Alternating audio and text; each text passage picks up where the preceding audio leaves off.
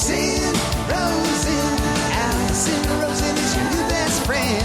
Allison, with her the good times never end.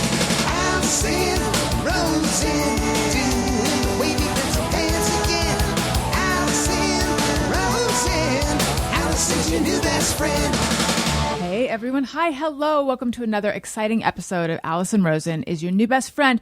I am sitting here in the studio with author, journalist, screenwriter, professor, someone I know from a long time ago, Kerry Howley. Hello. Thank you so much for having me. I'm so happy to reconnect with you. So you and I both used to do Red Eye. We did. That insane show in the middle of the night on Fox News, like when it started. Yes. And I was trying to remember, I always knew of you, and I was trying to remember if we had actually done the show together, but you think we have. In my memory, we did, and I thought you were hilarious, but now I'm questioning. Now I'm like, did I invent that memory? I mean, I think no, it was hilarious. Yeah, you were hilarious. You were sparkling.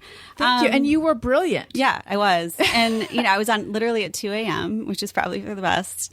Yeah, and I mean, that was one of the craziest things I've ever done professionally. And the way I feel about it is kind of like the way I feel about getting my belly button pierced when I was 17. It's like, I probably shouldn't have done that, but I'm glad I was the kind of person then who would do that. Oh, do you know what I mean? Yes. Like, I wouldn't have wanted to be like fearful and closed to a new insane experience. But it made no sense that I was doing that. And that's how you feel about getting your navel pierced as well? Yes. I feel like I was so fearless at that point in my career. And I was so sure that like, I'm going to rocket straight to the top because they need me. I just like, there's a few things that are sort of mistakes in this universe. Like, I should be writing for that magazine and that magazine. So I'm going to like send my clips to the editor-in-chief and let them know. Whereas now I don't know if I'm just tired or old or jaded or what it is, but like I'm much more mindful of, I don't know, maybe like hierarchies and gatekeepers and all that stuff that back then I was just like, that's bullshit. Yeah. I wish I had more of that now. I mean, I think what you're describing is wisdom. Like, I guess, yeah. But I feel nostalgic for it too, that just kind of like that moral certainty, that just kind of imperviousness. And I'm glad I had it at that point. Yes, it was a moral certainty. I was talking with another friend of mine recently, and he was, I don't know why, but he was trying to figure out when he switched to Gmail from whatever he had before, Earthlink or something. So he was going back and reading our correspondences. And he commented on something that I have thought when I go back and read old emails. He said, we were so vibrant then. When I go back and read old things, I'm like, there were so many like jokes per paragraph back then. Now I'm just like barfing words at someone, like, see you at this time. Okay, bye. Yeah. I mean, and I do think that comes from a kind of certainty. I mean, like, it's like ambiguity slows you down. Yes. Yes. I also think, well, I mean, you're like an incredibly acclaimed journalist and writer. So your prose is vibrant, but are your emails vibrant? I mean, I don't want to admit it, but I agree with you. Like, I think that I wrote more vibrant emails in my 20s than I do now. Right. I mean, I work at that prose, like yeah. I have to get into the space where I can craft a sentence that sounds like I want it to sound. Yeah. Right. And it's very, I mean, what I was going to say sounds totally wrong. I was going to say it's clear you labor over the sentences but they come off as effortless. But what I mean is it's clear that you put care into your choice of words, and you're such a good writer. Thank you. I mean, again, that's part of the reason it made no sense. I mean, for me to be doing that show, and honestly, to be here, I'm someone who likes to sit and figure something out and get it right. But it took me a long time, I think, to realize that that's where my energy should be. Right. Oh, I would love to hear more about that. But first, I must say hello to Tony Thaxton. Hello. Hi, you must say hello. I must. Hi. I'll be arrested if I don't. Yeah, I had 911 on speed dial. Yeah, that's my new thing I've been saying lately. I don't know why, but like in the morning, if Owen won't let me brush his teeth, I'll be like, they're going to arrest me or put on his socks. They're going to take me. They're going to take me to jail. It's good to have the police presence like constantly evoked in your home. Like, Exactly. I think Do they buy Dr. it? Becky recommends that. So. No, but he laughs though. All right, He that's laughs. good. But then Yeah. I had forgotten that I had done this because there's so many bits, you know. But then last night he's like, "Remember when you said the toothbrush police were coming?" And I didn't remember, but I just went along with it. But then I did remember. What a Just ride. right now. I hope I'm not manifesting jail time. I think that's how it works. Kerry, do you believe in manifesting? I mean, I've been in LA for 3 years, so I'm coming to believe in manifest. It's manifesting itself. Yeah. Okay, you wrote a story on Erewhon. I did. Let's explain because I have people who listen that are not just in California and are still don't know what Erewhon is. I know. I mean, that's on them. Around the world. So Erewhon is the shishiest how would you explain it? You wrote about it. It's a very high-end, well-designed grocery store that in Los Angeles is associated with celebrities. And you described it as cultish. I never used the word cult in that piece. I believe I said intentional community. Where did I? it read might be like in the headline. Or Yes, because you don't write those. Yeah. But yes, it was started by a macrobiotics focused intentional community in Boston. Yes, it's very expensive. And if you've watched the show I believe Anavrin was based on Erewhon. Okay. And Anavrin is Nirvana backwards. And I always thought Erewhon was nowhere backwards, but that doesn't check out. You'd have to transpose the W and the H. I mean, I think it is a reference to nowhere, but right, it's not like you can read it directly backwards. Okay, so here's my question. You said that you've been in LA for 3 years. Yeah. Do you feel that there's no way to answer this question. I'm not going to ask you anyway. Had you been in LA for longer, would it have been harder to write the piece? Like, did having an outsider's perspective, did that help you? I always think having an outsider's perspective is helpful. Like, I'm like, do not write what you know. Like, because I think that you can feel in a piece, like I just wrote this piece about paleontology and I was like so excited to write this piece because I don't know anything about paleontology. So like, then I can be the person who's like cornering you at a party and being like, do you understand how big this asteroid was that hit the earth and killed all the dinosaurs? Like, I just found out today. And I think that you can feel that in the prose. And if I were to write another piece like that, I would have metabolized it. You know, it wouldn't be alive in me in the same way. And so Erewhon was a story like just was very vaguely aware of. And I do think that like when I walked in, I was like, wow, it feels so good in here. Like, what is that? What is making it so that it feels so good in the store? And all these questions are arising, which I think if you know something too well, like you have filtered out everything that's initially interesting and you're asking questions that are interesting to a more narrow audience. It's like my first therapist. Makes it sound like I've had 45 therapists. I've only had a handful. They've all been great. My first therapist would say, you not about journalism, but about relationships. You see someone the most clearly at the beginning and then your blinders come on. Really? I mean, that feels wrong. You're right. It does. I think she meant in terms of, I think it was actually ultimately like a frog in the boiling water kind of thing, even though I think that's been disproven. Yeah.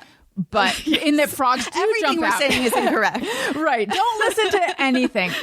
No, but the idea that like if you are noticing red flag kind of thing, because I was in a relationship that was not good. That's where this like whatever, you know, your judgments are the most clear when you first start dating someone and then you start kind of rationalizing is what she was saying. Yeah. I mean, I'm just thinking about often in my dating life, I have had a certain impression of somebody right at the beginning, and then I see them surrounded by other people, and I realize that impression was wrong. Like, I think Positively or negatively? Negatively. Like, so the context is something that if you're missing it, I think maybe you're not seeing somebody clearly. I mean, yes, I have often thought that was a downside to online dating, as opposed to meeting someone organically, where you get a feel for who they are based on sort of the whole crowd. Yes, and I was thinking about this in reference to the two of us because you're somebody who has this incredible skill at drawing people out and really like finding a new way inside them in direct conversation. Thank you. And for me, I find that when I'm writing profiles, often the least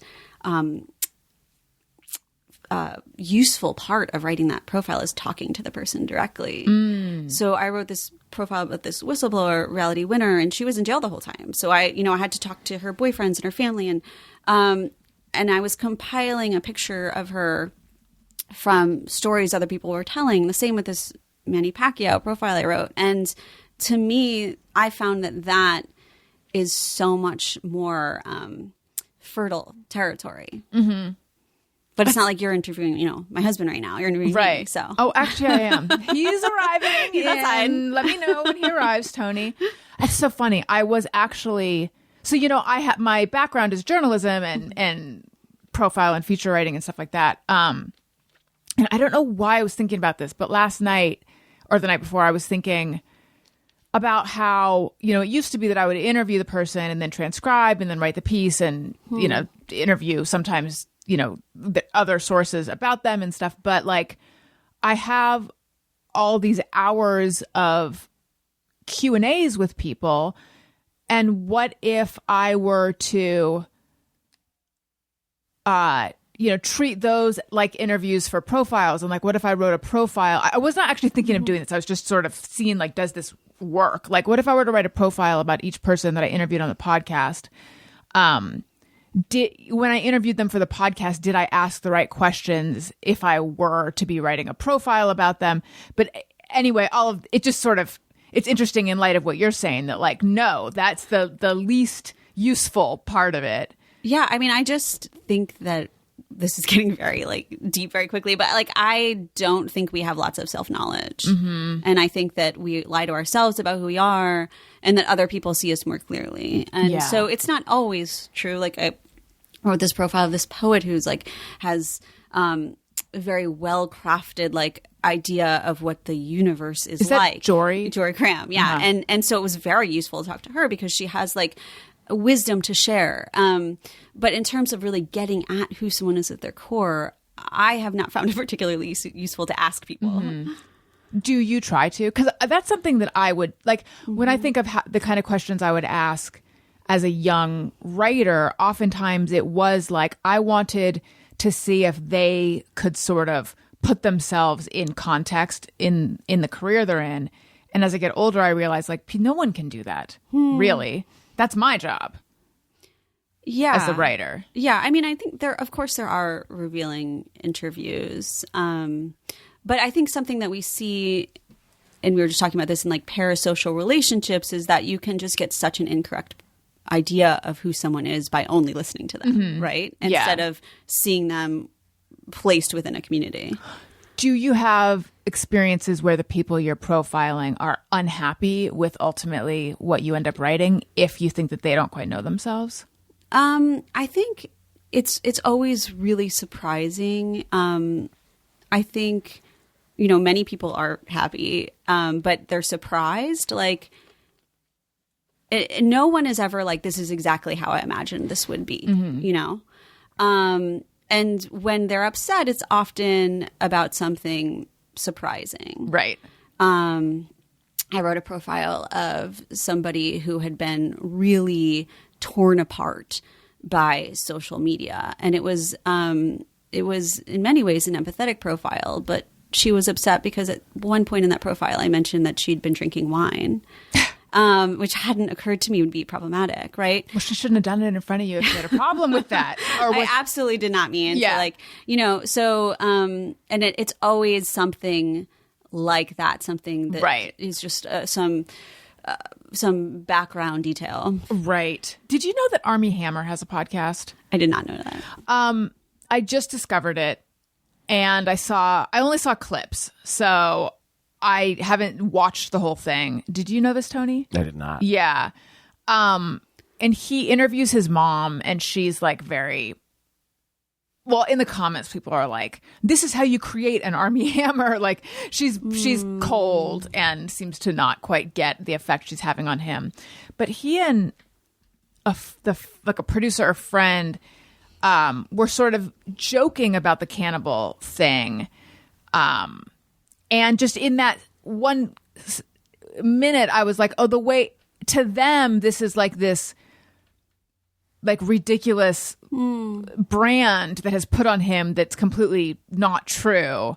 I don't know enough about the original, scandal to really know, but it's interesting. It's like watch Armie Hammer try to sort of rehab his image and put his career back together. And it just made me wonder, like, all the ways that we understand him to be just horrendous. What if we're all wrong? Yeah. I mean, and you're saying he was interviewing his mother? Mm-hmm.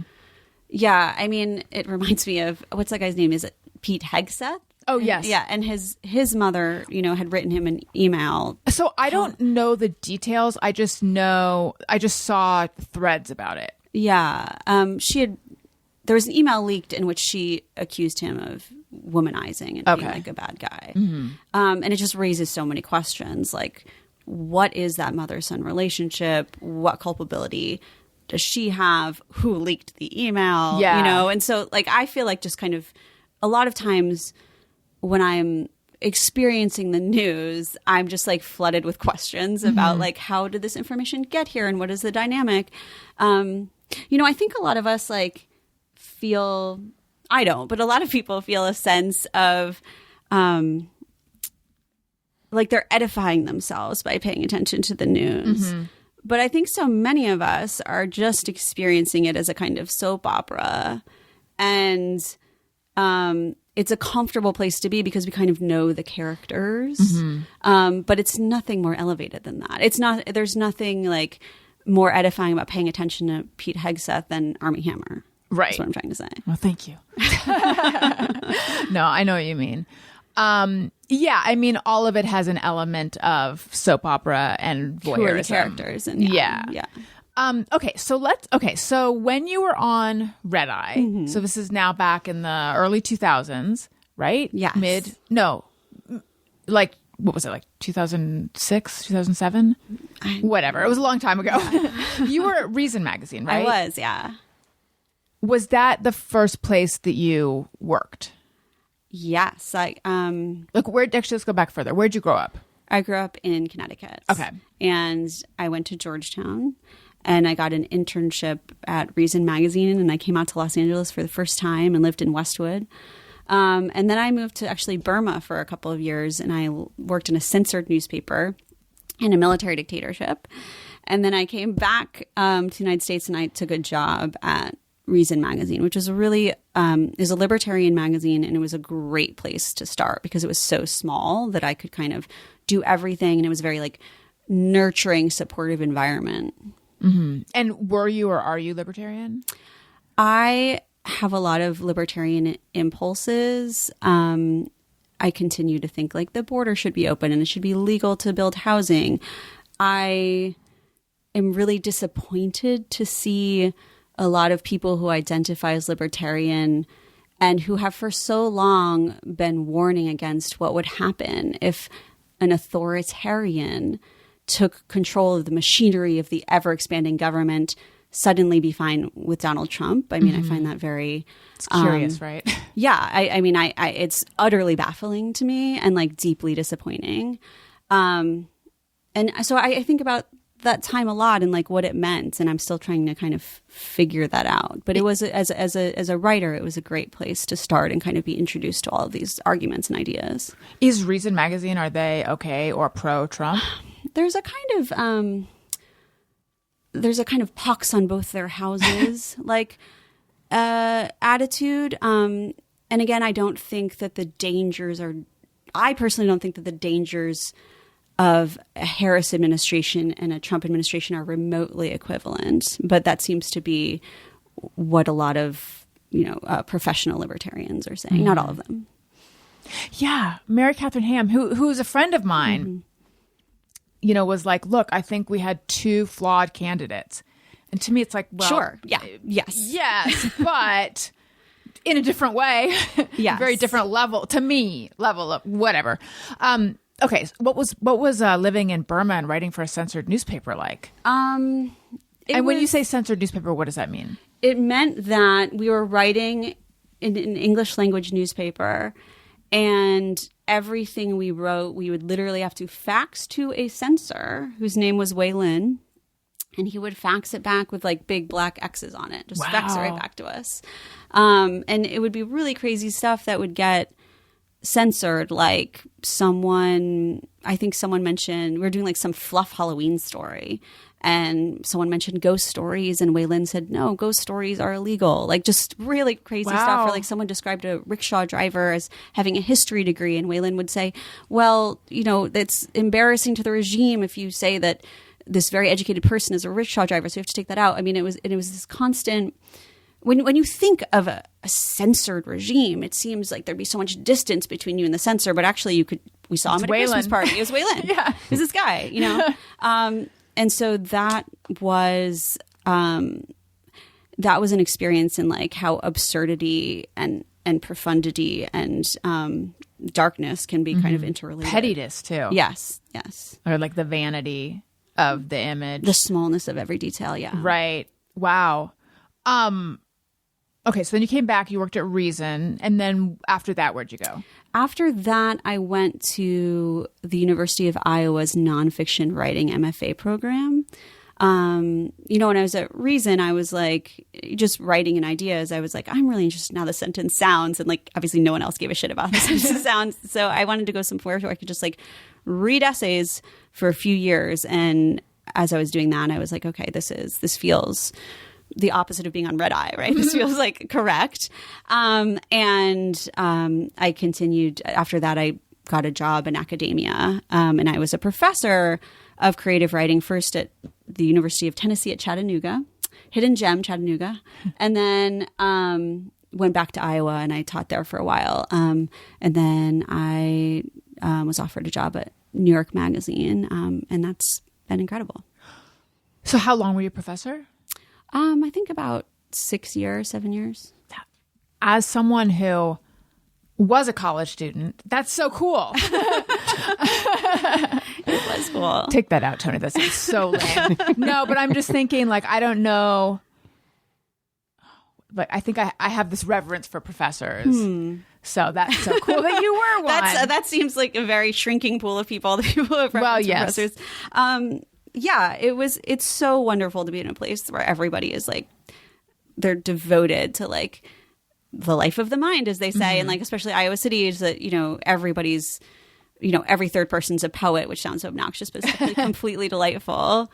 I really loved it. And it's interesting to like have that job at a time when people just think, people have such a crazy idea of what that job is like. Like I have another friend from the libertarian community. He has more conservative friends, and he says that people will come up to him and be like, "Are you okay?" Like they think that being in academia is like constantly being under siege, like you're constantly being like by called the government? out by like woke college students trying to get you fired. Yeah. And of course there is some of that. But mostly it's just a really great job. Right.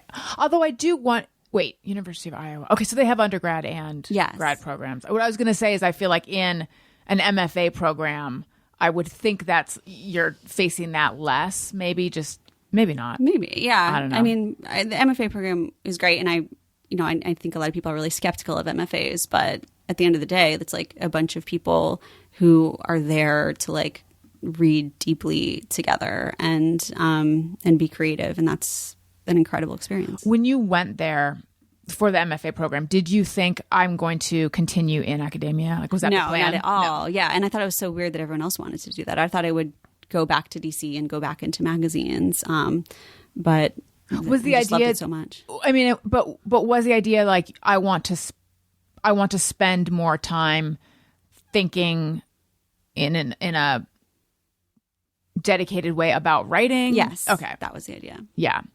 And then you became a professor. Okay. And so then the decision to leave being a professor or leave Iowa and go to New York Magazine, what was that decision like? That decision was, at New York, all I have to do is write. And that is such a gift. I can spend 6 months on a story. Being a professor involves many, many, many things that aren't teaching. And I think one day I'll likely go back to that life. But right now, I mean, the gift of being able to, just spend 5 months learning about paleontology, that's incredible. And do they give you assignments? Do you pitch? Okay, here's my thing about pitching. I have some kind of psychological block where if I pitch something, as soon as there is any sort of problem, I'll be like, well, that was a dumb idea. I should give up. But if anyone else on earth gives me an idea and I encounter an obstacle, which of course I will, then I'm like, well, it must be a good idea. It came from so-and-so. So I prefer to get ideas from others. And they will provide you with enough ideas. The Erwin idea was somebody else's, yeah. As was the Huberman idea. Yeah. Sometimes I come up with ideas, but I think it's best if I don't. That's nice, though. I mean, that's nice to just receive. It is. Assignments. So you did a big piece, a cover story on Andrew Huberman. Would you call it an expose? I think so. No, I would just call it a celebrity profile. Okay. Not the most flattering profile, though. It wasn't the story. It wasn't the story I set out to write. Oh, interesting. I was assigned the story, and I was like, I don't know who this is. Like, every episode is 3 hours. Like, I can't listen to this. There's another thing. Like, people are always talking about how people have shorter attention spans now, but like, what are you talking? Like, every episode of Joe Rogan is 17 hours, and then kids are just sitting here. Like, people are just talking to them on YouTube for hours. I actually think that attention spans are much longer, and that I'm out of step because I can't do TikTok because I don't want to sit through a video. Right. That's so interesting. That's true. Yeah. Yeah. So I was like, I'm not interested, but I started listening to the podcast and I got completely taken with it, and it was still kind of, they're like exiting COVID, and there was a lot about... Tony, do you know who Andrew Huberman is? I don't. He hosts Huberman Lab, and he's a professor at Stanford. Is that right? It's very science. It kind of has a Joe Rogan bro crossover, like biohacking, but it's more science based. I just remember he had, I don't know who it was. It was like him and another guy talking about menopause. And I was like, oh, exactly the people I want to hear about that from. But I think there is something that it's like a spell. I mean, I think that there's something fascinating about it. There's something that takes people through these seemingly dry 3 hours. You feel like finally someone is speaking to you on your level about the science. It doesn't feel so much when we are reading science, it feels like it's been deeply dumbed down and so much of the crucial context has been taken out of it. And this doesn't feel that way. And so I started, I was like fascinated with him and his story. I knew there was some darkness in his story. And I really set out to write a profile about this man who had helped so many others. And only much later in that process and he also didn't respond. I mean, we really, really, really tried to get in touch, and it's pretty unusual for a celebrity to just not respond to New York Magazine's entreaties. It's like you might say, you might put me off. You might be like, oh, this isn't right for us right now, but just not to respond is kind of strange. Right. And did he know that it was going to be a cover story? Or did you know at the time it was going to be a cover story? No, I didn't know until very, very late in the process. And so it was later that I was connected to several women who all thought they had been dating him exclusively. And then the story really took a different turn. When that started happening, were you like, yes? I was skeptical. I was like, what is the agenda here? I don't know these people. A lot of it sounded kind of improbable. I was actually in Europe at the time, reporting on another story. And so it took a while. It took a lot of conversations to kind of see the landscape of what had been happening, which was kind of dating a number of women at once and deceiving them as to, as to being exclusive. How much should someone's personal life and the way they conduct themselves in their personal life and their messy or shitty, romantic life affect how we see them professionally. I remember I was on the high school paper, and I wrote this op-ed about how the Jennifer Flowers stuff shouldn't affect what we think of Bill Clinton, who I think was just running at that point. I don't know why. I mean, I know why I thought that, but like, I don't know where I got off as a teenager deciding let's not let that, I don't really know where that came from. Right. And, obviously this was way before Monica Lewinsky. And I just look back on that and I think, but it would prove to become a much bigger problem later for him. Yes. I mean, and so your question is how much of that affect, like the personal life affect our impression of the professional life? I think that there are, when I say I think that is my question. I think there's people who will defend Huberman. Sure. And who will say, so maybe he was lying to all these people. Who cares? Yeah, I mean, I think that's a completely fair assessment. I mean, I see my job as just adding context to whatever out there. So we have such a thin view of people. We have such a caricatured view of who people are. And so what I'm doing is I'm just kind of adding texture in a way that I see as truthful to whatever impression is already in the ether. But I have no position on whether, people are like, oh, well, this profile failed because he still has a podcast. And I'm like, what are you talking about? Right. Like, I'm not trying to get rid of his podcast, so it's just like, it's a celebrity profile. Like who is this person? Here's one perspective on who he is. Oh, that's interesting. You wrote a piece about Nathaniel Hale. Am I getting Daniel Hale? Daniel, right? Yeah, but he's related to exactly. yes. Okay, so Daniel Hale was. Am I getting this right? He was considered the second Snowden who leaked a bunch of stuff about all the drone wars that were happening under Obama. Very fascinating piece. How did he find you to tell you his story, or you find him to encourage him? How did that happen? That is a really good question. Thank you for referencing that piece, which is honestly one of my favorites, but wasn't as widely read. That was, I had written the piece about Reality Winner, and I had talked to so many people. She was another whistleblower. And I had talked to so many people and become friends with lots of other whistleblowers who wouldn't want to be named. And one of them connected me to him. And I was skeptical because people are not really interested in – they say they're interested in the deep state, but they don't really want to know what the deep state actually is, right? And people certainly don't want to read about the drone war.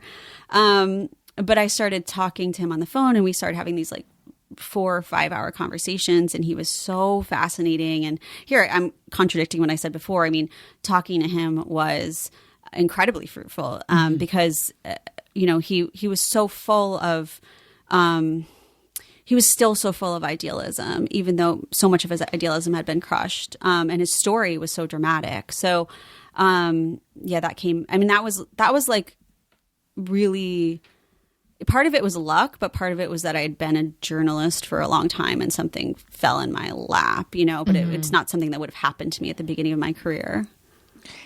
And when so someone put you in contact with him and was like, this is the guy that leaked that stuff. Yes. And then he spoke to you and was like, I'm the guy. Yeah. Yeah. And we were talking, we talk every few days. But you were skeptical about about which part of it? I was skeptical that anyone would want to read it. Oh, okay. Skeptical about whether it was a real story. Yes. But he was so compelling. And as we were kind of talking every few days, and it was the kind of thing where we would be on the phone for 4 or 5 hours, which, as I've said, I don't have a good attention span. It was like kind of draining. But he was so like emotionally present. And then one day I found out like he wasn't around and he had actually been taken into custody. And where is he now? He has served his sentence. That was a while ago. So he served his sentence for leaking that stuff, and he's now out. Okay. Yeah. In the DC area, probably. Working in restaurants? I'm not sure. I should have to get in touch with him again. Probably. with his cat. Oh, right. What was Leica? Is that her name? No. Something like Layla, that. something like that. Layla. Yeah, Yes, yeah, that yeah. sounds right.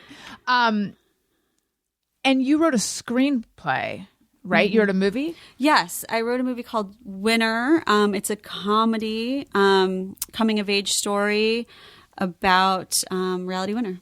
And how did that story, now I'm switching where I'm going with my question, but how did that story come to you? That was an assignment from my dear editor, David Wallace Wells, who's now at the New York Times. And the way I remember it is just an email that said Reality Winner. And I was like, okay. And at that point, the name Reality Winner was just a complete punchline. She was on all these late night shows. I mean, she wasn't, but they were making fun of her on late night shows, and no one had looked into it. And interestingly, I had a really hard time getting in touch with her family. She was in jail. Couldn't get in touch with her. Wait, remind me what she leaked. Yeah, she was an NSA contractor who leaked a document that seemed to suggest that the Russians were trying to hack our voting system. Oh, right. Yeah. And she sent it to The Intercept, which badly mishandled it and ended up in jail. And so I started being like, I was like, I want to talk to her family. And I had a really hard time getting in touch with them. I mean, there were certain like liberal groups who didn't want her family to talk because they felt like if her family talked, then if that story got more attention, then it would like encourage militarism against Russia. So they were like trying to keep journalists away from them. So anyway, I got in touch with them finally, and I immediately, as soon as I talked to the family, I was like, this girl is incredible. Like, she's so funny. She's so likable. She's so difficult. Like, she's such a pain in the ass, and she knows it, you know, like, someone who's like trying to create conflict constantly by helping. It's like, you know, like her sister tells the story of like, they were at SeaWorld and they're having like a good time, and they were like 9 and 6 or something. And, you know, the older sister's trying to like, just be like, ooh, like the whales is so cute. And reality is like, you know, actually, and just starts talking about like all the abuse that these animals undertake. At 6. Yeah, or maybe she was probably like a little older, but like, Still, you know, as just a child, just yeah. to have that as a sister constantly, like Yeah. so irritating, right? And reality comes to it knowing she's so irritating, but she can't help it. She like needs you to watch this stack of documentaries, and she's like got a copy of the Quran for you that she's like bookmarked so you can see the important parts, right? And that character was not a character I'd seen before. So I was like very excited to write that. So I wrote that. I like visited her in prison, was like kicked out of the prison. Why? I mean, I think she had put me on a list, and the idea was I was there as a friend. Oh. I hadn't said that, but I think maybe that was their impression. And so they kicked me out of the jail because they felt like my questions were reporterly, which... Is she not allowed to? Well, you know, I asked this lawyer who represents whistleblowers that, and I was like, is it legal for them to kick me out of the jail? And her answer was just like, what are you going to do? Sue them? Like, So probably. It probably is illegal. Right. But Yeah. no one's going to do anything about it. Yeah. Oh, that's interesting. So you got kicked out of jail. Yes. How fun. And were you able to talk to her again? I was not able to talk to her. I mean, not until the piece came out. I wrote a book, and at the end of writing that book, she finally got out of jail, and I was able to talk to her. And so I was able to interview her, and I first met her actually. I met her in the jail, but I really actually was able to physically touch her for the first time at Sundance, where the film premiered. What was the experience of writing a screenplay like?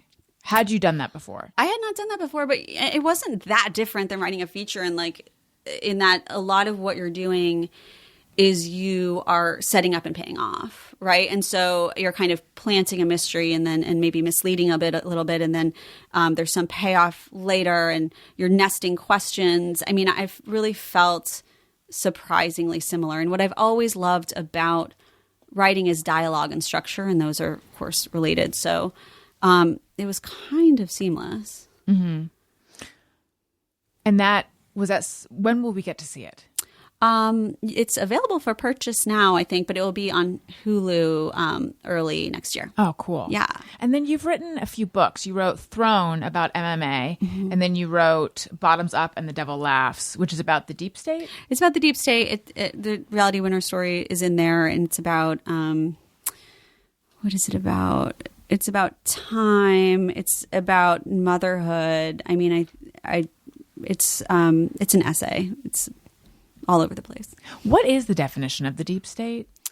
You can think of the deep state as the intransigent bureaucracy that doesn't change when the administration changes. So like right, because I always, when I hear of deep state, I think of it as sort of a tinfoil hat notion of who actually has their fingers on the levers of power.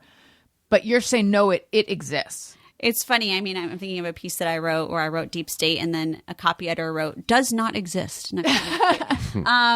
Stat. Yeah. I mean, the deep state absolutely exists. You know, like there are so many people. There's like a kind of deeper deep state, which is the intelligence part of the deep state. And those are the people who go to work and like can't tell their families what they do when they go home. But of course, and like this is where all of these conspiracies begin. So for instance, what was Snowden doing? He was exposing the deep state and like all of the ways in which they were surveilling us and lying about it. And then so when you have QAnon, you know, you have people who are following what they see as another whistleblower. They think this guy Q, right, is a whistleblower who's like dropping secret packages and giving them a real view into what's going on. So that's fantasy, but you can see that it comes from the fact that like there is a deep state and they're constantly lying to us and they've, you know, been exposed by whistleblowers. So, okay. So you wrote a book about, among other things, the deep state. Yes. It's also about like the way we kind of throw ourselves into the ether. So, you know, our voices are going out into the world and will be irretrievable to us. Our images from whatever red eye videos clips are out there, right? And but also our emails and whatever we're saying, you know, over instant message or whatever, if people do that, like our text, and like all of that can be assembled to create an idea of us that doesn't reflect who we are. And that's a kind of new reality that we're all having to deal with. And that's something that reality had to deal with because the prosecution assembled all these pieces to make it look like she was a terrorist, which she is not. I didn't remember that part of it. Yeah. So they were like, well, you texted your sister, LOL, I only say I hate America 3 times a day. She had this very jokey text with her sister, right? Where she'd be like, I want to burn the White House down. And then the prosecution will be like, you want to burn the White House down? You know, like they would take everything out of that sisterly register and make it sound very scary. Right. And they'd be like, why are you, she was a linguist for the government and she learned all of these foreign languages, Dari and Pashto. And they would be like, why are you so interested in Middle Eastern languages? Right? Like everything that she had done was now cast in this light of some intention toward terrorist activities. Well, and you mentioned that she had like highlighted sections of the Quran, but she was just interested in learning about other cultures. Yes, she always had been. Are there people who still think that she's a terrorist? I don't think so. I mean, and even the U.S. government would no longer say that. That's what they were saying to deny her bail. But when we were trying to sell the movie, people would be like, reality winner, isn't that a terrorist? Wow. Yeah. And to me, I just think, isn't that someone who has a name that my brain always thinks is like a sweepstakes?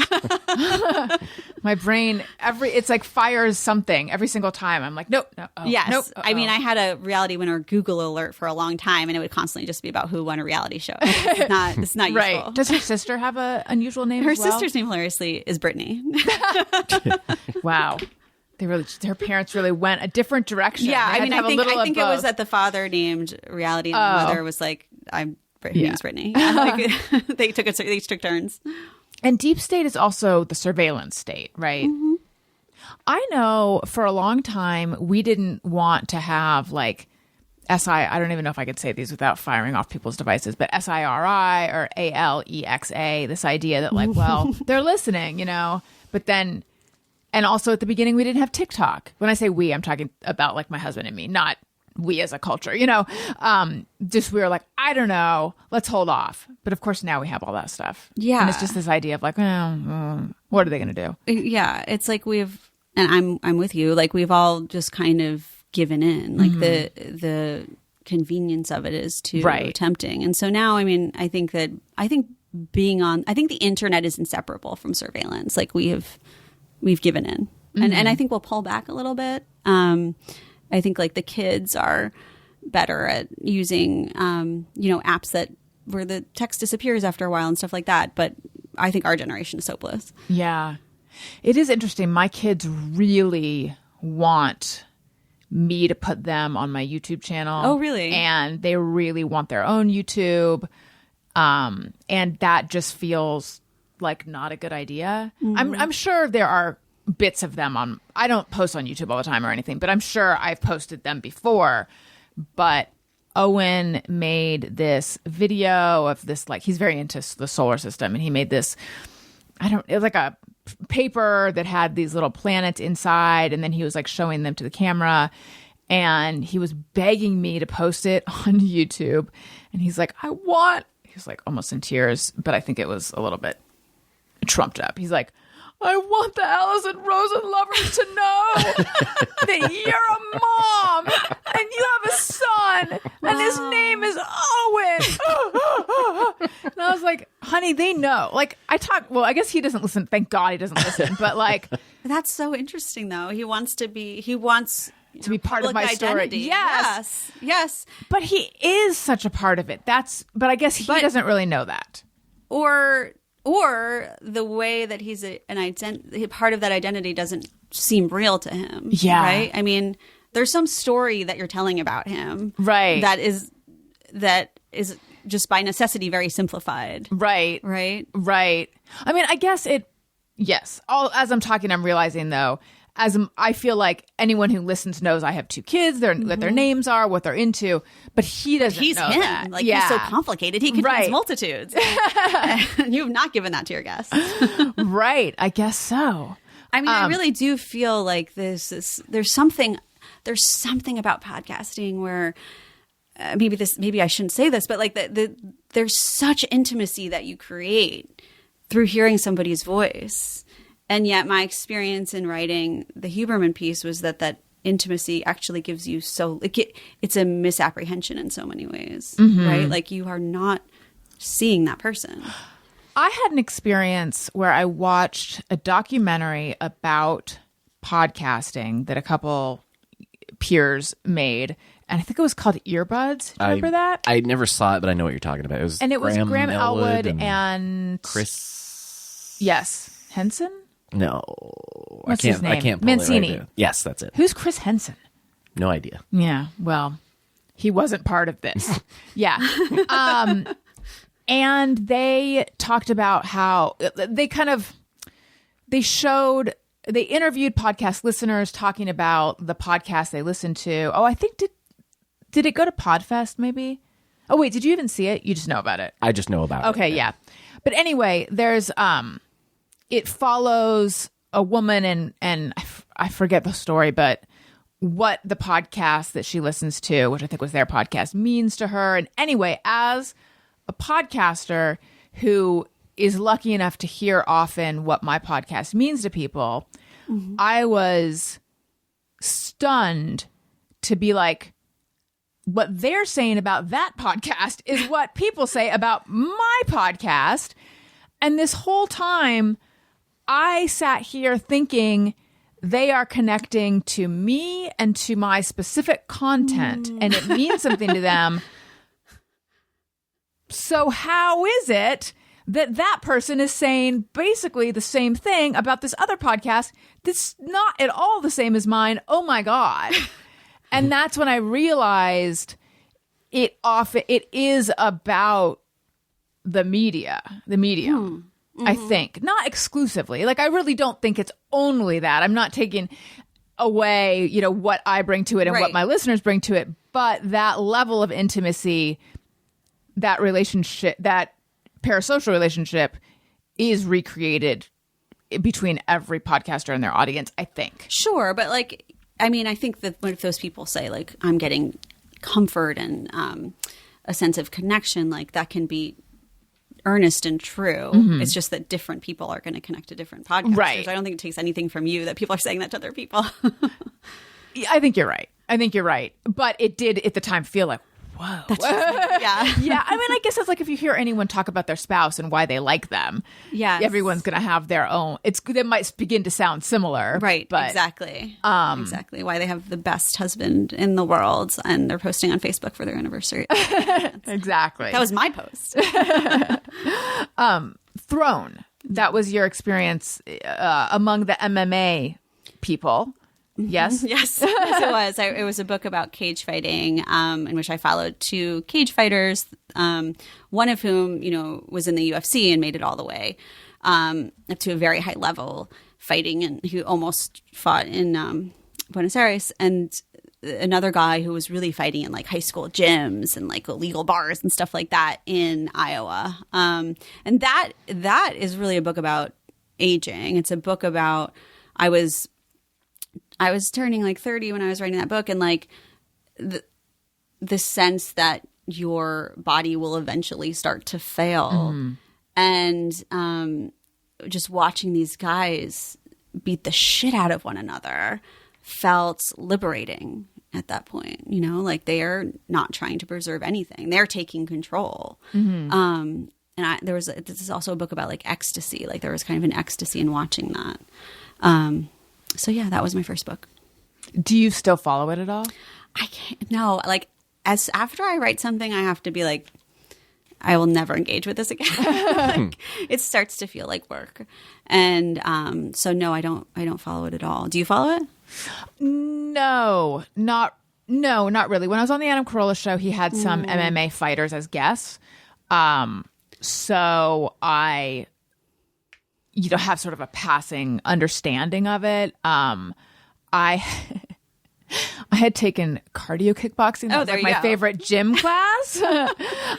So via that, I sort of became curious about that world. And then I had a dalliance with following professional wrestling. Oh. Not at all the same, but yes. Also fighting. Really interesting world. Yeah. I mean, I really liked the fighters. Like they were interesting to me because they were guys who had not sought out like football or basketball. There were guys who had sought out this sport that then really had a stigma still. Like people would curdle in disgust when I said what I was writing because it was so brutal. It was seen. I mean, McCain tried to ban it. He said it was like human cockfighting. And in fact, in many ways, it's safer than football. But it was a real it was like outsiders, and they also had this kind of cosmopolitan outlook because it's Brazilian jiu-jitsu, right? And so and there's this. It was kind of like a free market of fighting. Like they were importing different styles from all over the place and trying to see which one worked. And there was this real vibrancy to it. I think it's kind of hardened now, but that mix was exciting at the time. And then you wrote a piece, House of Spears. Oh yeah, right. Yeah, that's really a profile of Britney Spears' father and how he came to be someone who, I mean, some people would say held her hostage for 13 years. Would you say that? I am aware of the legal process that story went through, so I'm just going to be careful. What was the experience of writing the piece like?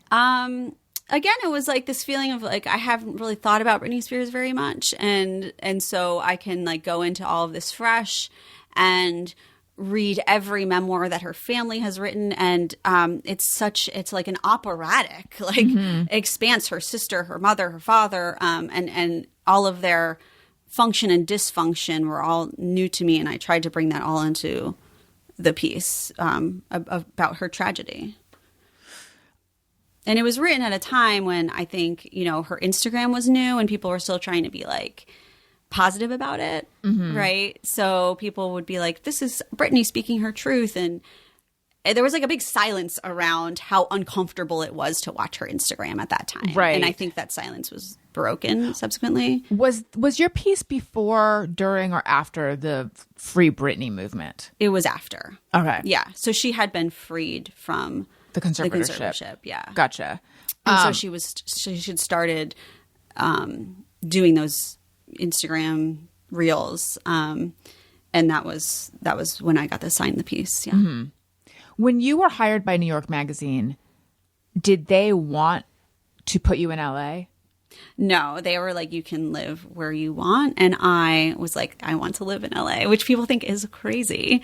Why? Because don't you should live know. in New York, or because why LA?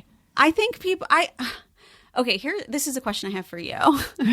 Do you think people actually strongly dislike LA, or is it just the norm to say that you dislike Los Angeles? Because I find people look at me strange when I say how much I like it. People in LA look Yes. at you strange? Oh, okay. Wait, ask the question again. Is it cool to dislike LA, or do people actually dislike it?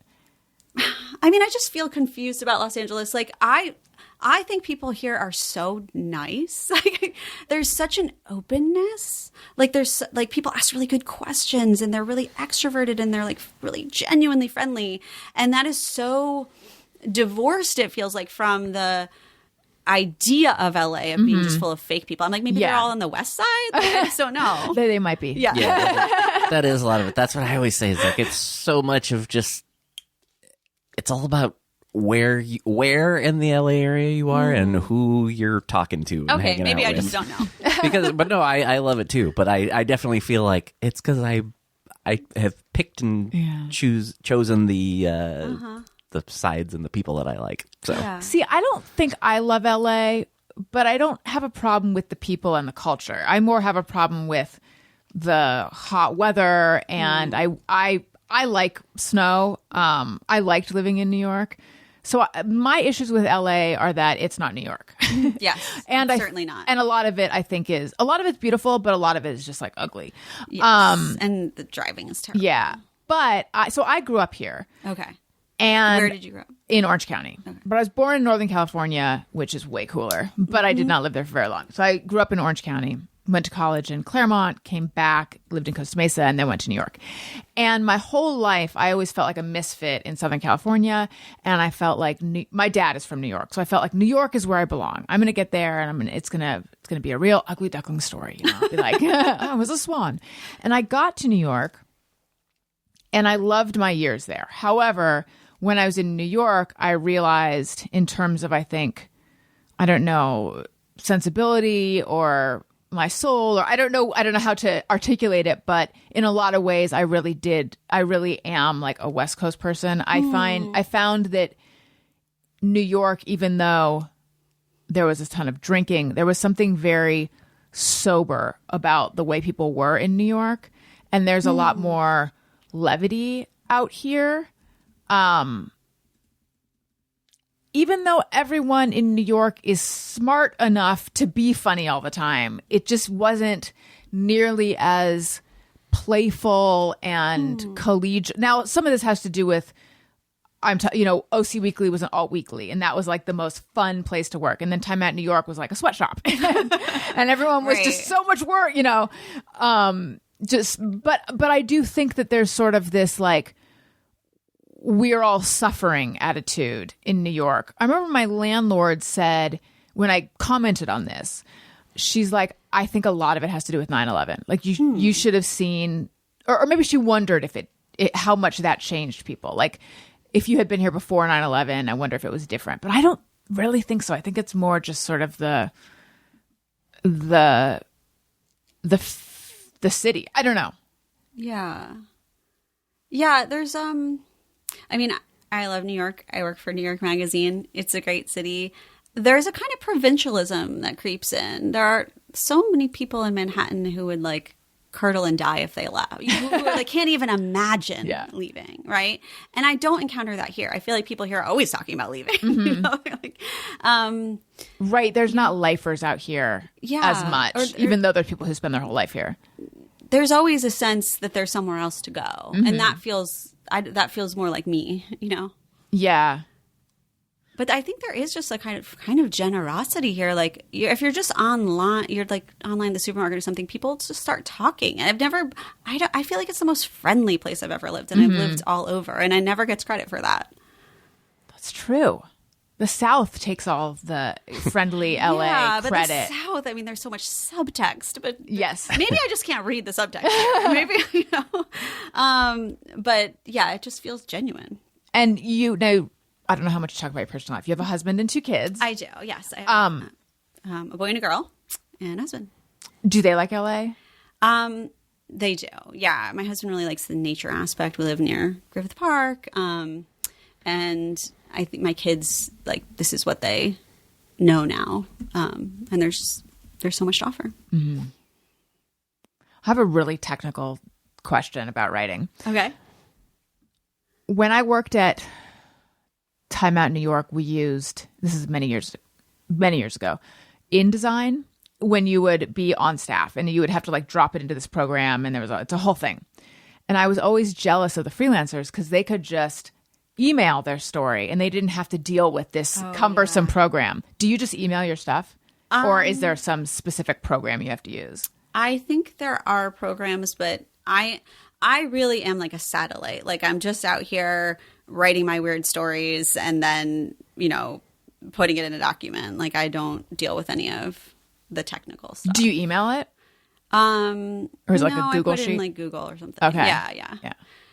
And then, so I do wish like I were in New York, because I think there's something so great about an office. I mean, don't you miss being at OC Weekly and just like the energy of everybody making something together? I think is there's nothing like it. I think it's so good for creativity.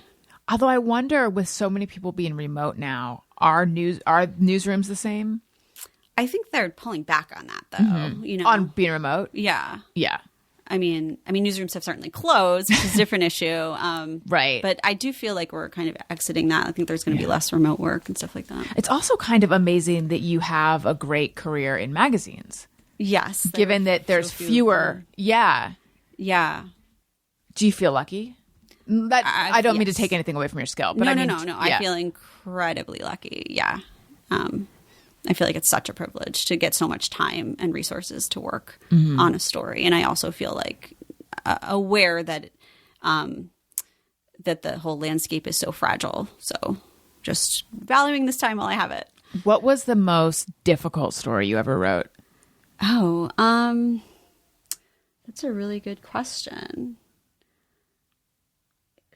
I mean, probably I'm just start with the easiest story. The easiest story was the Erewhon story, because I could just go to Erewhon. And the people who had been in the intentional community that started Erewhon were surprisingly happy to talk about it. So, I mean, I think anytime there's a kind of adversarial element, things are difficult.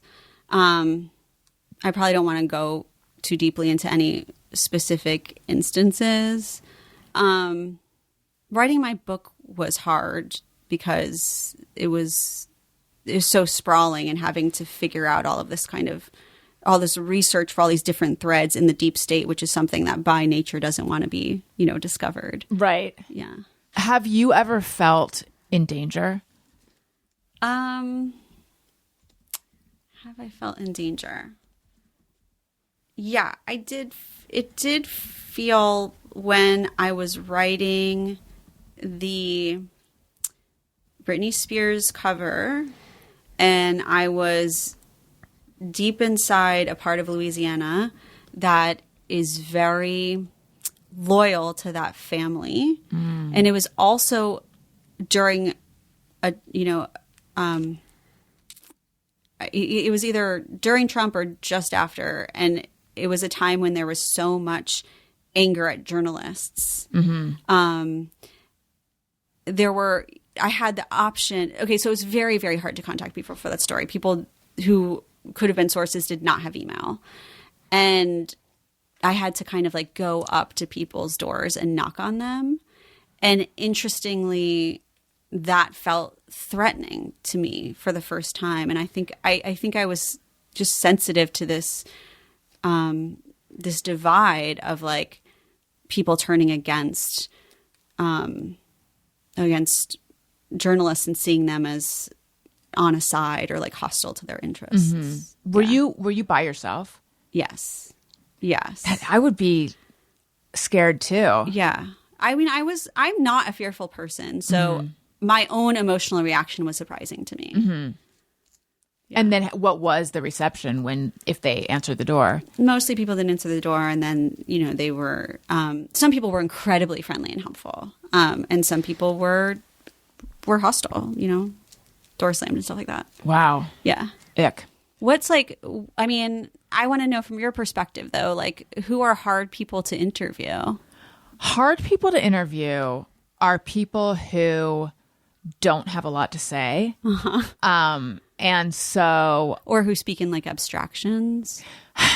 I think I speak in abstraction sometimes. I've been told. So I think I'm okay with wait, when you say speak in abstractions, do you mean as opposed to specifics? Yes. Okay.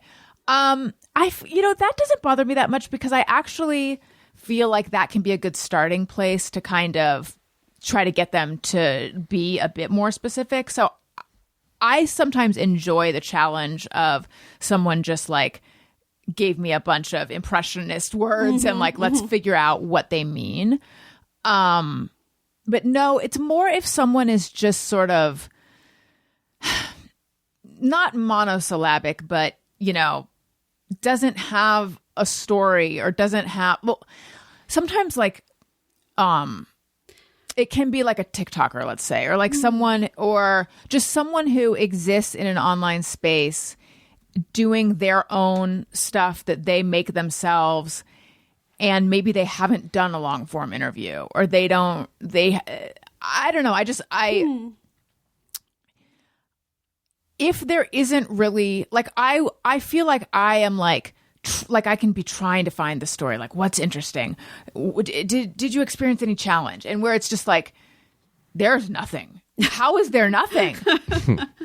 And maybe I feel like I'm sounding so critical about certain guests, but maybe they themselves don't know what's interesting about themselves. And they're also not being forthcoming. But that's so interesting because these are TikTokers, so the people who the self-presentation is what they're selling. I know. So I don't know why it didn't go. Why the ones I'm thinking of, why that felt kind of like a dud. Let me think. You asked me what the hardest hardest one. I mean, I'm just while you're thinking, it's just that there are some people. For what I do, there are some people who their memories are in stories. My memory is not like this. I wish it were, but and that is so great when someone's just when you're tell me about this person. They're here's 6 anecdotes. You're thank you. Right. And versus when they're they're kind of funny. Yeah, exactly. Do you have an example? No. Yeah. I just think she's really nice. Yeah. And they're really smart people. Who just summarize, right? And they speak in sound bites. Yeah. And so that can be frustrating. And so I'll be doing an interview and just be okay, there's nothing here. You're not going to give me anything. So. Yeah, I think if I were doing a print story about the kind I'm talking about, I'd be oh, well, this is not a good story. There's no story here. Yeah. I do, at the beginning, I really tried more to get at I want to do the definitive interview wherein we get to the root of this person's emotional truth. And so I think I would dig more and more and more. I pride myself on not having guests walk away feeling I feel like she just she was drilling for, I feel invaded or, I feel That's yucky hard, about that. Yeah. I don't want that. I don't want the person to feel like I was interrogating them. But I know in myself, I'm always is there darkness there? Let's excavate it. And I remember I had a comedian who's very funny and who I like a lot on. And at a certain point, I was just it's not there. There's not darkness there, and I'm going to stop looking for it. And we had a perfectly fine, good, light conversation. And then she was coming back on the podcast. And so I went back and I listened, and I'm this is a perfectly fine episode. It doesn't need to have that gravitas. It was, she's funny and she's pleasant and she's forthcoming. There's just not and then my parents divorced and it's just not that there's no after school special here. Right. Right. And I think now that I don't know if I'm just old and tired, but like I'm not always seeking that like emotional release like I used to be. So you feel like you were at the beginning kind of looking for something particular, and now you're just kind of like riding the wave. Yeah. Now I'm like, let's just have an interesting conversation. I don't have to make you cry or make someone listening cry.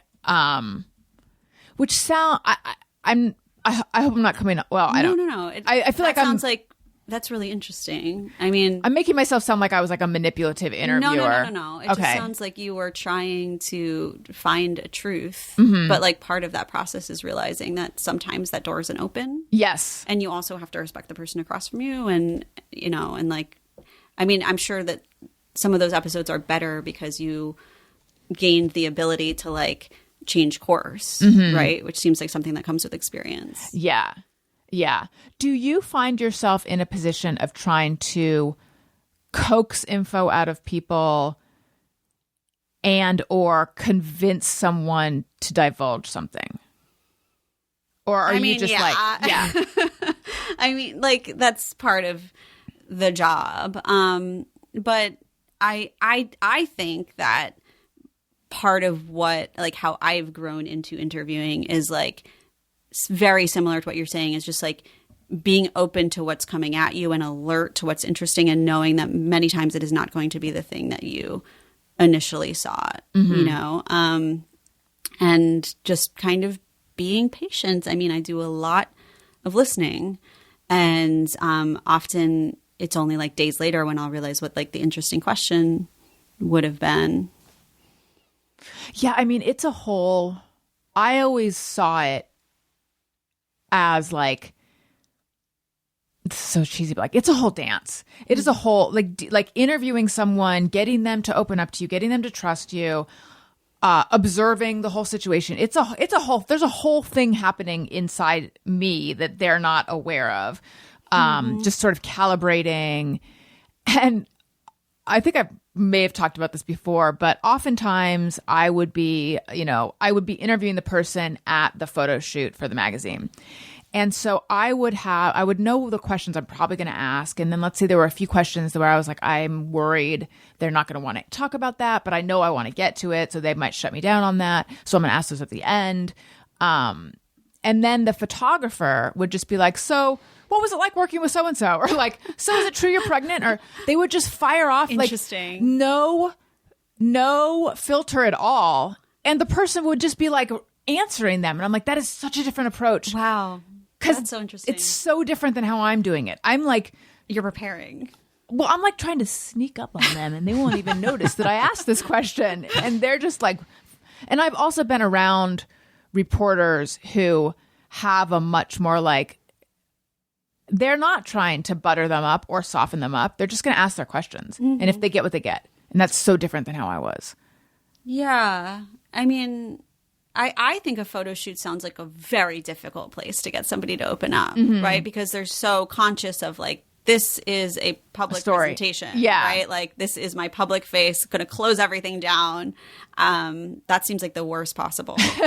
I find it very useful to, again, not interview someone directly, but to me, the dream is to like disappear and allow and be able to listen in on someone talking to their friends, right? Because I feel like that's where there's like spontaneity. You can kind of see like what patterns are there in their speech, what are their mannerisms, because I'm not going to get it. I just met this person, right? So, I did this profile of Manny Pacquiao, who was a boxer. Is here in Los Angeles, and I was just with the entourage the whole time, and I was really interested in the entourage and how he interacted with the entourage. And then he was like, "Are you going to interview me?" And I was like, "All right." And and I asked him questions, and like most of that didn't make it in there because it's like he's just giving me, as any of us would do. Like, why would we just, why would we give that up to a stranger? There's no incentive to do that, right? Yeah, I mean that is what you're talking about at a photo shoot. I could at least sort of watch how they interact with other people. Yes. But then you run the risk of making these little interactions stand for so much more than they should. That's true. I think Tad Friend, do you know who that is? Yes. I think he wrote a piece years ago for The New Yorker about profiles and about how, I may be completely misremembering this, but about how such limited access leads to everyone writing the same profile. And it's like, she speared, a glistening piece of cod on her fork and then, washed it down with this, and like reading so much into how the person eats and what they choose at the restaurant and what they're wearing and all this stuff that like doesn't mean much. Right. Yeah, there's definitely, the limited access profile is like the worst. I had 30 minutes with Serena Williams once, and I found it very challenging. Like, I think it needs to be something that evolves over a long time. Mm-hmm. And hopefully there's like memoirs and stuff to read, and there are friends and people coming out of the woodwork. I think that a good profile is something that is assembled from a bunch of different strands over time, and then some picture emerges. But you're absolutely right. Like, none of us would want a single interaction to stand for the whole in a representation of us. Right. Let's do a new segment called This or That, which I debuted it on an episode with my husband recently, and the feedback was strong. People want this one to come back. So this is still sort of a trial balloon. Let's see how it goes. And I don't have a song, so I'm going to have to make one. This or that, this or that. Oh, we're doing this or that. Can you believe I just made that up, Tony? I'm blown away. You are a lyricist. The inspiration for This or That, the song, was This or That, the segment. So I was just, I know you're not interviewing me about like what my inspiration was, but I was No, just I like, am. how can you are a natural interviewer. Yeah. How can I get the words this or that in there in a way that'll communicate that we're doing something called This or That? Brilliant. Thank you. Okay. I think it'll be pretty clear what you do in This or That. Soup or salad? Okay. I wasn't prepared for This or That. Soup or salad? Soup. And like ideally, what kind of soup is it going to be? It's going to be like a hearty minestrone soup. Okay. Ketchup or mustard? Ketchup. Reading on Kindle or reading on a book? On a book, obviously. Reading on a book. Reading on a book. Reading on a book. Books. Okay. Do you ever read audio? No. Oh my God. What is happening? Do you ever read ebooks? I do read ebooks, but I feel shame. Mm-hmm. Okay. But I do like seeing where other people have highlighted. Yes, that can be helpful. Yeah. I just find that it's hard, it's much harder to flip around. It's so hard, but there's the immediacy of like, I want this thing and now I have it. Yes. Audiobook or podcast? Podcast. Window or aisle? Aisle. No, Same. sorry, window. That was What if you have to go to the bathroom? I never have to go to the bathroom. Really? Yeah. I've never used a porta potty in my life. Oh my God. Do you have amazing control when you're in? Just talking about it, I feel like I think I need to go to the bathroom. Like when you're in a porta potty situation, you can hold it, or you normally hold it for lengthy amounts of time? I think I'm not very connected to my body, so there's not, like it's not calling to me. Like I can wait. Amazing. I'm overly connected with my body. Okay. More. The aforementioned Owen is texting me right now. No, see, he's making his presence known. He is. He's doing inserting a great job. himself. He's sending me. He sent me a text that says, "Mommy is gone," with a frowny face, and then he sent me 2 more frowny faces. Wow. Well, this kid is guilting me. He's a good communicator. Yeah. Okay. Morning or evening? Evening. Being dumped or having to dump someone? Ooh. Being dumped. Really? I don't know. Okay. There needs to be a third option, this or that, or work on this. Okay. Yeah, we're workshopping it. So, okay. Big crowd or isolation? Ooh, big crowd. Really? Are you Yeah. do you consider yourself an extrovert? I don't. I'm right in the middle, but isolation is much worse for me than like exhaustion from people. Got it. Beach vacation or snow vacation? Beach vacation, no question. You do not like cold. No. Is Iowa cold? Was Iowa So cold? cold. Yeah. Shower or bath? Okay, I know shower because I feel like the bath always starts out exciting, but then it gets cold. Really fast. Yeah. Yeah. I'm not a bath person. My sister is extremely a bath person. She like loves Lush product and she loves bath bombs, and every hotel is just about the bathtub they have there. But does she what is the solution to that? Like maybe you need some kind of jacuzzi situation. I wonder if she's refilling at any point, like putting more hot water in. I don't know. I've tried so many times, and each time I realize this is not for me. Okay. Comedy or drama? Again, I feel like there needs to be a third option. Yeah.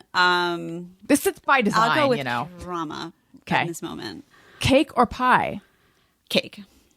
Sadly, there's not really a big finish. This is the last one. Dog or cat? Dog. Great.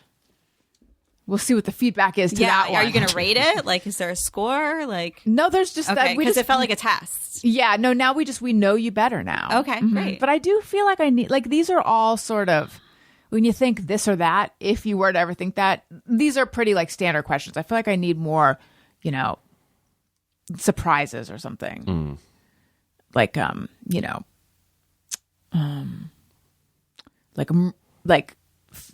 felony or, I don't know. Okay, let's do just me or everyone. Sometimes I ponder on something I have thought or done. Is it just me or everyone? All right. Do you happen to have one? I do. I'm not sure I did this assignment correctly, but when you heard about the earthquake in San Francisco yesterday, what did you feel?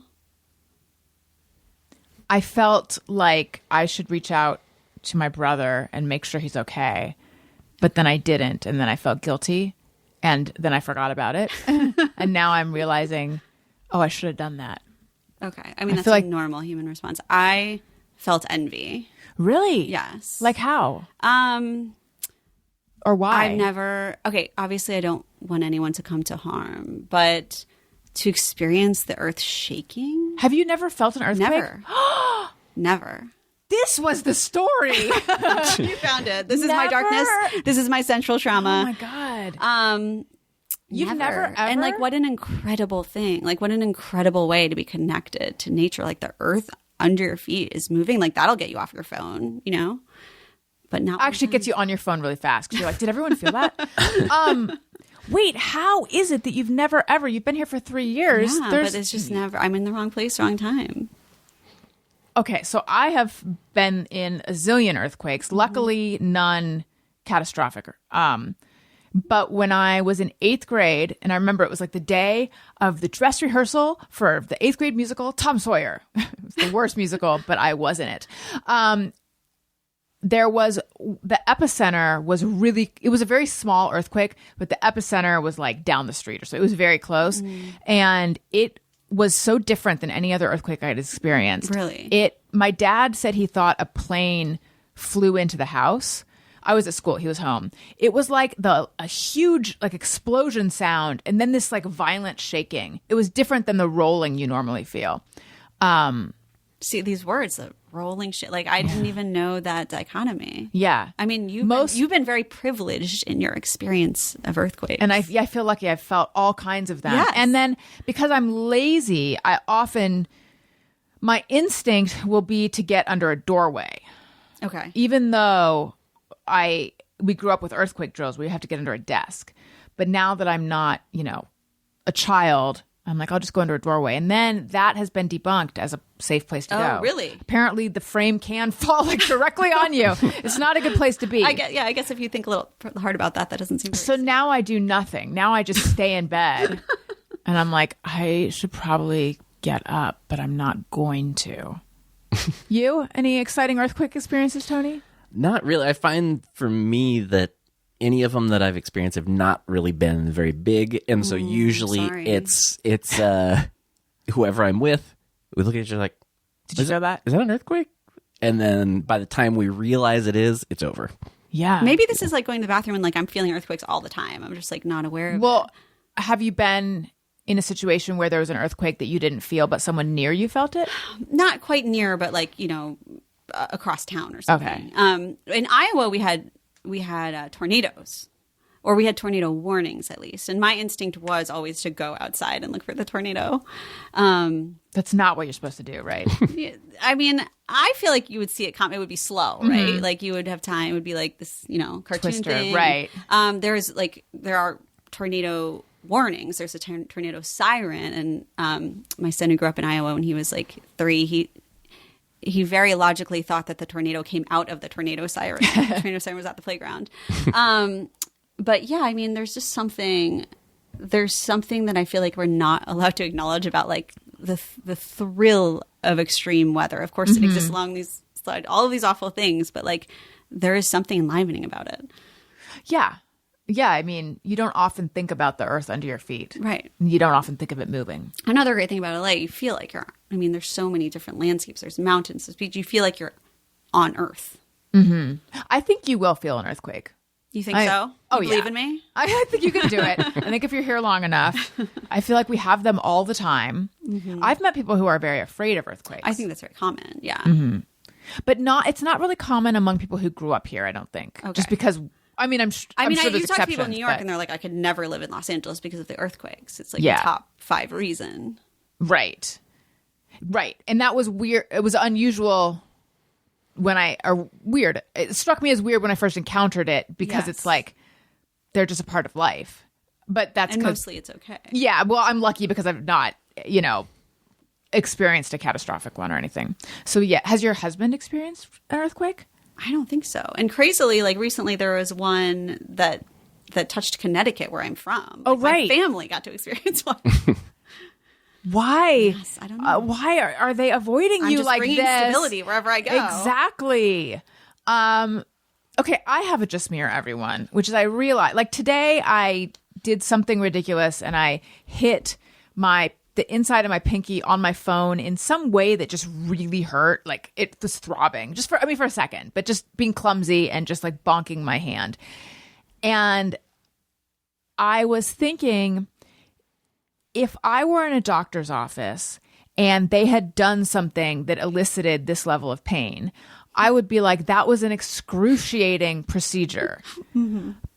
And yet I just bonked my hand and I'm experiencing this pain. And like, I guess because I can think of things that I have experienced that I consider painful. For example, an endometrial biopsy. Have you ever had one of these?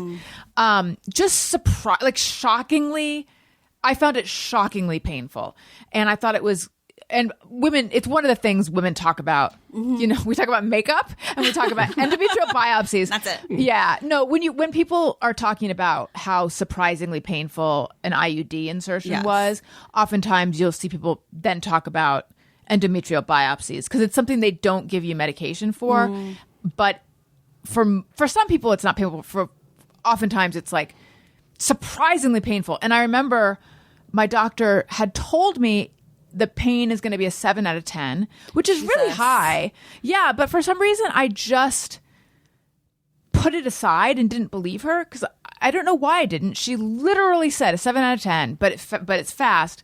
But I was like, it just couldn't be that bad. Right. And then when I had it, I was like, oh my God, holy shit. And I felt, there was like an element of trauma to it just because I wasn't expecting it, even though she literally told me. And ever since then, I have been nervous about, like, I want pain relief. I don't want to experience pain in a doctor's office. And all that being said, I think if I had experienced something in a doctor's office that was the same pain as what I felt in my finger today. Were you alone when you did that to your finger? Yeah. Don't you think that, isn't some part of the like yelling kind of a performance saying like, I'm hurt? Right? Oh, wait. No, I'm not talking about I'm not talking about the yelling though. I'm talking more about in the course of a day, I experience pain all the time because I'm bumping into things or I don't know, or my brush gets caught in my hair or whatever. Like in the course of a day, I experience pain a lot. And I don't think anything of it. But if that same moment of pain happened in a doctor's office, I would be like, that was the worst pain I ever. I set this up poorly because I said that the finger pain was very painful. Right? It's like there was a procedure. Yes. And there was like a plan, and then the plan didn't go as you hoped. Right. And you're focused on it, and then you're still there in that chair, right? And it was also, it was also done to me. Versus like I had to get blood drawn, and I'm like, I'm so proud of myself because I used to hate getting blood drawn, and now whenever I get blood drawn, it's no big thing. Like, yeah, they just stuck my vein. That's fine. I'm cool. Sometimes it hurts a little bit, but I think that actually that pain is so minute. I think anything that happens in a doctor's office is magnified. I guess that's what I'm trying to say. Like the same amount, like that endometrial biopsy pain that I consider off the charts awful was probably the same as my finger. And I just went about the course of my day. That's interesting. Yeah, there is something so unnatural and like framed in a doctor's office. It's like you're in a museum. It's like all the focus is on you and you're having an experience. Right. You're not going on with your day. Right. Like I went to the dentist and they numbed me. And I always find that it's tolerable, but it's like not comfortable getting shots in your mouth. But those shots are probably like less than a cramp or something, and yet those were something I had to weather versus if I felt that same level of pain just in my back or in anything I wouldn't even think about it. I guess you're just way more focused on your pain in a doctor's office. I think so. I mean, and you're not in control. It's right? that it is too. That Yeah. So I Yeah. guess that just mirror everyone is. Has anyone else had these thoughts? All right. And do you have a just mirror everyone, Tony? I could do a real stupid quick one. Yes, that please. is, I legitimately always have to think, is his name Channing Tatum or Tanning Chatham? Oh, I thought That's you were going to say fair. you're Tating Chanham. Yeah, that too. But yeah, well, that's always just flipping those Tanning letters. Chatham. Tanning Chatham, which doesn't really sound that much weirder than No. his actual name.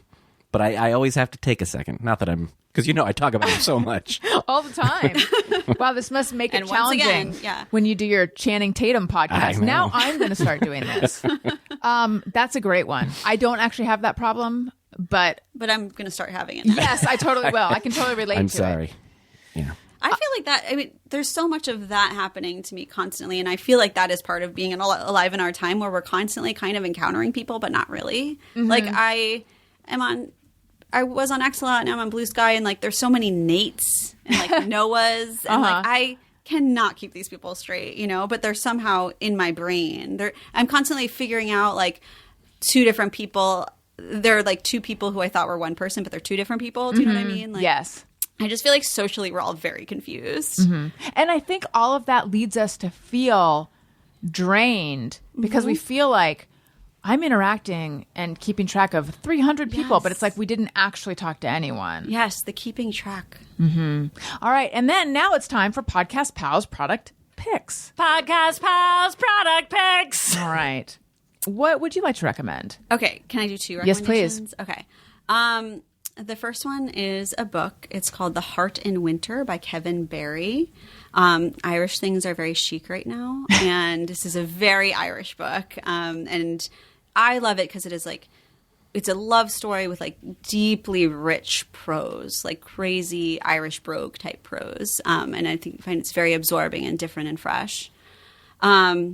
But I didn't just want to recommend a book, so I'm also going to recommend a hairbrush. Yes, please. There's a brush called the Ibiza Contour brush, and my family is like obsessed with this brush. It's the only brush that my family will use. It's like, Just like your family of origin or your family now? my family now. Okay. Like, we live in LA, and like the water's really hard, and it makes your hair hard, and like there's this brush is like, it's a magical head massage detangling situation.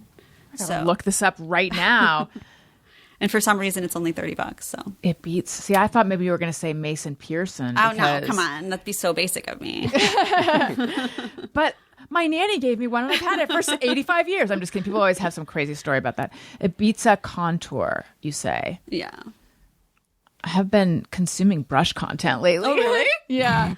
I keep seeing like, here's my top 10 brushes for, wow. This is my top one brush. My hairdresser in Pasadena recommended it to me. Is it the Ibiza Contour Flex Vent Brush? Does it have? Yeah, that's it. Mm-hmm. The design of the brush. Did you watch Westworld? I did. The design of the brush looks like that thing that we kept seeing on Westworld. I love it. I got to get this brush. It's well priced. Your family's obsessed. It's fine. Kerry Howley, thank you so much. This has been so much fun. This was so fun. Thank you so much. It's so great to see you again after 20 years. Yes, I know. So tell everyone where they can find you. They can find me at New York Magazine and I guess Instagram and Blue Sky. Perfect. Thank you, Tony. I thought you were thanking me. No. Is this coming? I thank you, Tony. Thank you. Thank you. Is this coming out Monday? I'm not at this moment. I'm not sure yet. All right, then yeah. I'll plug nothing then. Oh, if it was coming out Monday, No, what were we it's going to fine. plug? Something that might not be going on if we run it the next week. Yeah, that's why. Yeah. So I won't worry about it. I'll plug it on the Thursday show. Ooh, good plan. Yeah. Okay, and then I would like to remind everyone, I have a Substack, Allison Rosen. Substack. Thank you, AllisonRosen.substack.com. Guys, it's blowing up. You got to get in on the ground floor, AllisonRosen.substack.com. But then also, I have a Patreon. Patreon.com/Allison Rosen. And if you do an annual subscription, you get 2 months free. So the Substack is, it's writing, and it's essays, and it's funny, and it's me spilling the tea about my experience on the Adam Carolla show. And then on Patreon, you've got behind the scenes content. You've got bonus episodes of The Friend Zone. That's my Patreon podcast. There's a level where you can text me and I'll text you back. And I've been doing daily text updates, which I realize now that I forgot to do today. No, I did do it today. And I told them that you were coming on. So that's the kind of, stuff you get. And pictures. Patreon.com/Allison Rosen. Okay. Thank you so much. Listeners, thank you for listening. I love you. You matter. Goodbye. Hey, do you know about the Allison Rosen Show?